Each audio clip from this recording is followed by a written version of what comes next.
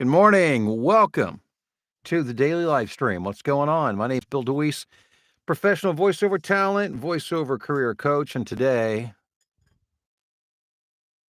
questions and answers. That's our tradition. That's what we do. Like any family, we have traditions. We get together every morning at this time to talk voiceover, and then on Mondays are motivational Mondays, Fridays are Q&A. So if there's a question on your mind, something that you want to ask, feel free to throw it up in our live chat this morning on the stream, and I'll get to as many of those as I can as I do a roll call this morning. And while you guys are checking in, and I see a lot of you already have, just a little update on what's going on here. Remember that the voiceover session from hell that I was talking about yesterday? Yeah, it was tough, but I'll take those every day. It wasn't like something I wouldn't want to do. No, I mean, I'll take that every chance I can get. But it was anatomy, human anatomy, and it was a beast. What's funny is the studio called yesterday. They needed to do a pickup session. What's funny about that is because so even the director didn't know all the stuff. We didn't get all the pronunciations right. So that just gives you an idea of what it was all about. So I did maybe a 10-minute set, if that long, 5 or 10 minutes. So we were able to knock out the pronunciations on that. And by the way, the students in my voiceover blueprint got to watch all that. That's, part of being in the voiceover blueprint is getting to watch as I work in the studio. As long as I'm not under non-disclosure, you can watch as I work. And so if that's something that sounds appealing, where you like to actually see how things are done, I have links in the description below to learn more about that. As well as, and I would be remiss if I did not remind you that Tuesday is my next life training event. I was informed by Vicky yesterday, my wife, who runs the office for my voiceover training operation, that this is the fastest selling class I've done this year.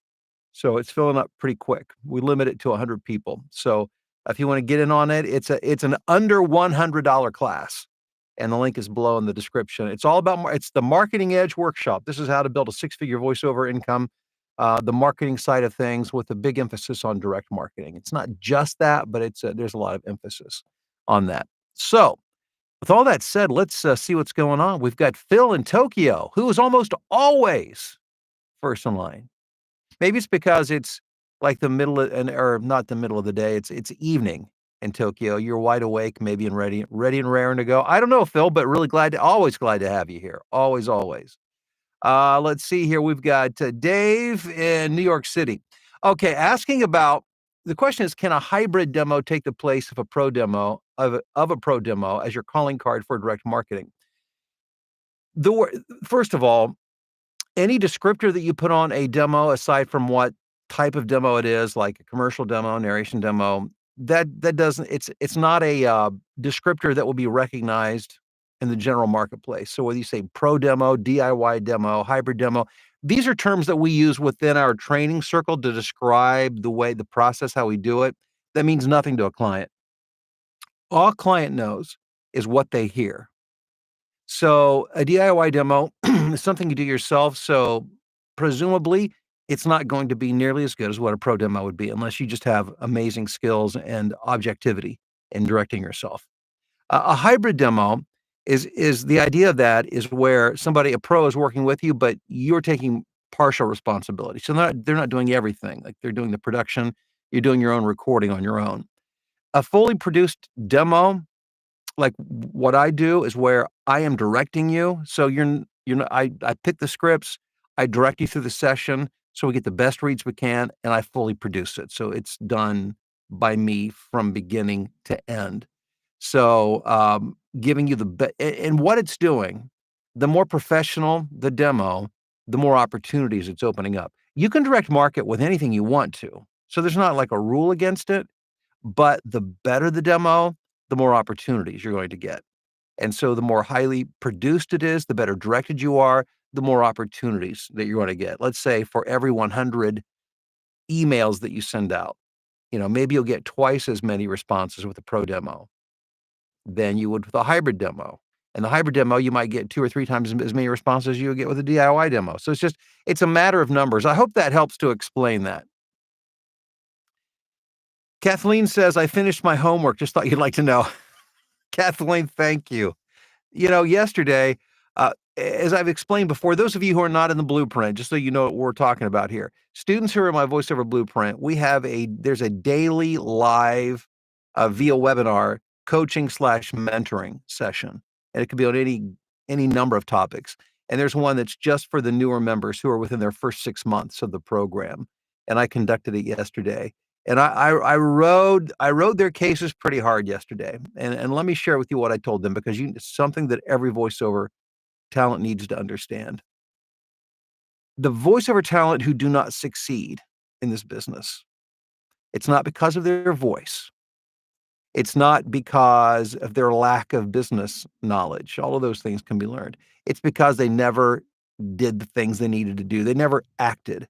I cannot tell you, and I know this from experience, the percentage of people who just never move forward because they're always waiting for something to line up, or waiting to learn something else, or make sure this is perfect. Oftentimes it's like the studio. And so they're always waiting for something. Well, as soon as I get this, as soon as this, as soon as that, and they just never get started. Has nothing to do with ability, talent. The reason people don't succeed in voiceover is because they just don't move forward. It's as simple as that. So yesterday I was pounding the pulpit yesterday to these guys, because when you paid to be in my voiceover blueprint program, you're there with my expectations. You're going to make money as a voiceover talent, and we're going to do that as quickly as possible. But for that to happen, you have to move forward. And so I will do anything and everything that I can to motivate you, to push you, to cajole you in the nicest way that I possibly can to move you forward, because now I'm your partner in success, and I want to see you succeed. And if I have to shake the tree every now and then to get people's attention to do that, I'll do that. But Kathleen, thanks for, yeah. And I told them last night their homework was simply just get your scripts together for your demo. Just do that. Just do something. And that was the homework. So Kathleen, thank you for reporting it. I appreciate that.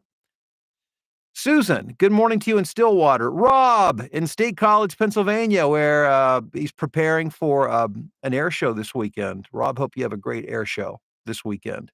Rob's in the voiceover blueprint and is becoming quite the successful audiobook narrator. And he joined the program, was it a year and a half, 2 years ago now? And you have, man, Rob's a great example. I've got a lot of great examples in here, and Rob's is in this group of people who just do the work, just do the stuff. Don't put it off. They just do it. And found out that the market really liked him for audiobooks. And he does other stuff as well, but audiobook, that's his main thing in voiceover. And he's always got books in production. Always. And good stuff too, like high paying books. So Rob, congrats to you on all the success, and have a good weekend. Tess, hope you guys don't mind when I brag you up a little bit to everybody else.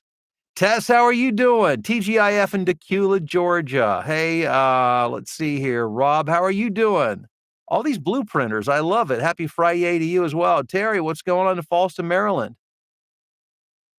What are your thoughts on making choices when presenting the copy? Do you go with what the copy suggests? I always go with what the script suggests, not what the director suggests, what the script suggests. The first thing, and for those of you who haven't been through my training on this, it's all about context. You have to understand what's going on. It's not about how you sound. It's about how you feel based on the story that's being told through your lens, through your experience, through your point of view. So I learned early on, after trying to contort my voice into every imaginable piece of direction that I would receive from a director, I just wasn't booking very much work. And I decided to take things into my own hands. And I started to ask myself, Bill, if you were in this situation, how would you feel about this? And once I understood that, man, it changed everything. And I started really booking a lot more work. And so when I make choices, I filter everything through my own personal experience. Everything. I always tell my students, you have to make every script personal. Good morning, Mark, in beautiful Estes Park, Colorado. Yeah, good talking to you yesterday, Mark. Rusty, how are you doing in Michigan? Julie, what's up in Hummelstown? Guy in St. Louis, John in Rhinebeck, Ty from the cold, wet state of Indiana. Who's your country?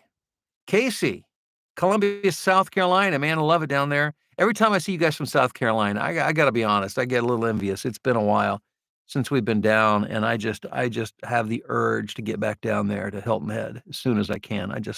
I love it so much down there for a number of reasons. Jim, how are you doing in Lincoln, Nebraska? Sandra, Dallas, Fort Worth. I hope you have a great weekend as well, Sandra. Thank you.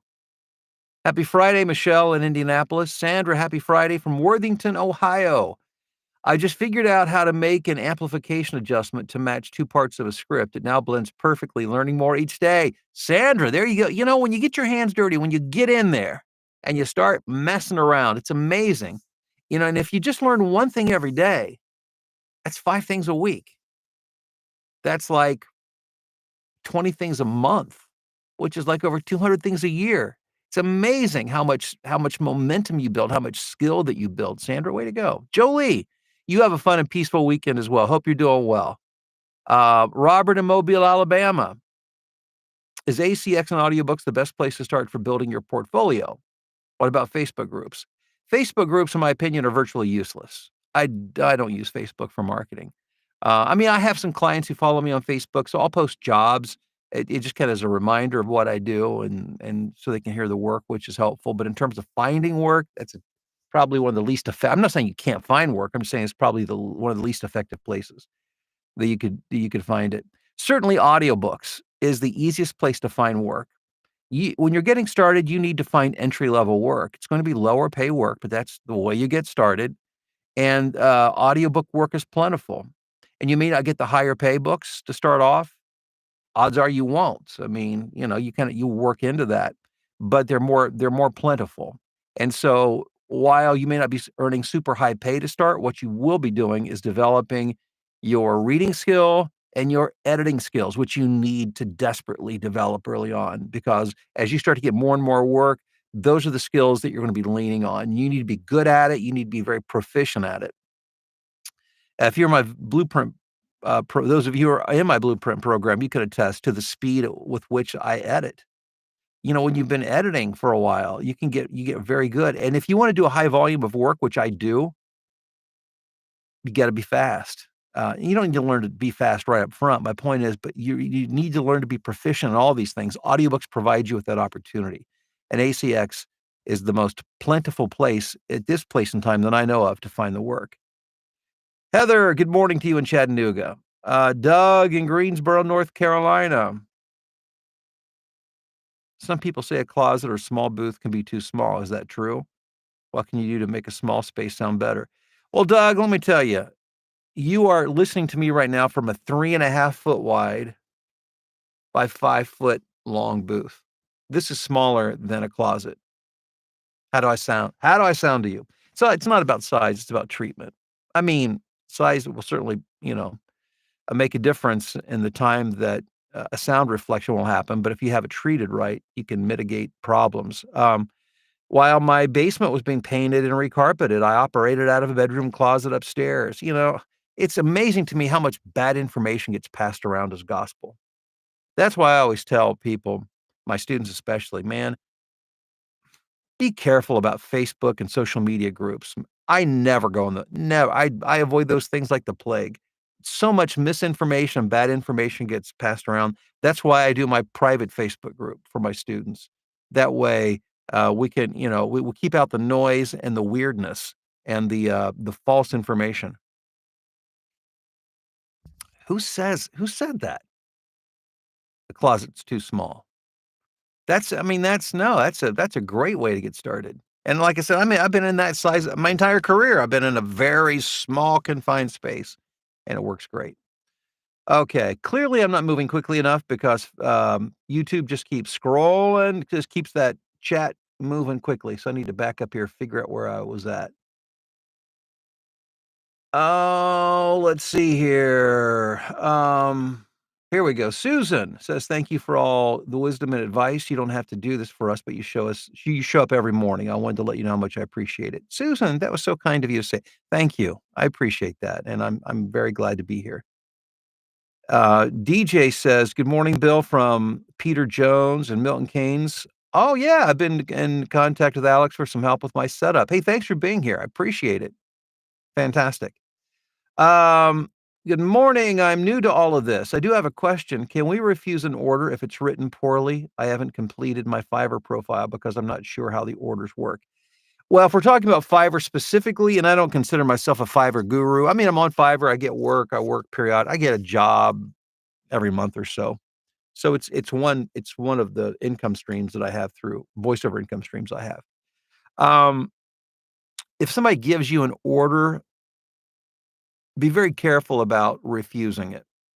Um, if you're in my voiceover blueprint program, I would tell you to join Mallory's next. She does live webinars on a regular basis to answer questions like this because she knows far more about it than I do.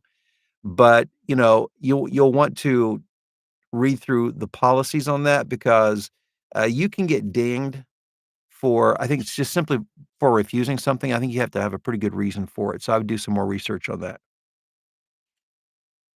But get used to bad scripts. I will say that. I don't know there's a day goes by that I don't get a poorly written script, but, that's just it's part and parcel of the job. D Your book says Mallory makes 6 figures at 20 hours a week, right? But does she need to work 7 days a week to satisfy Fiverr rules, not lose her level? No, I mean, she keeps an eye on things, but, you can check out on Fiverr, and here's what Mallory does, is that she gives herself enough when you set up a gig, you set it up where you specify how many days turnaround you have. So if you're doing everything on a 24-hour turnaround, yeah, you're gonna have to work 7 days a week. But if you give yourself a 3-day turnaround, take your weekends off.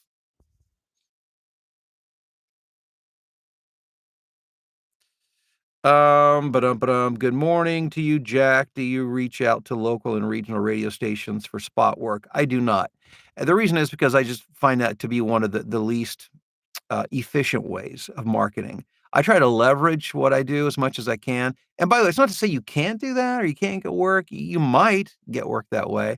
But there are a lot of production houses out there that all they do is they market to radio stations to do high volume, low cost commercials. So what I do is I just get on their rosters so that they promote me to radio and TV stations all over the country.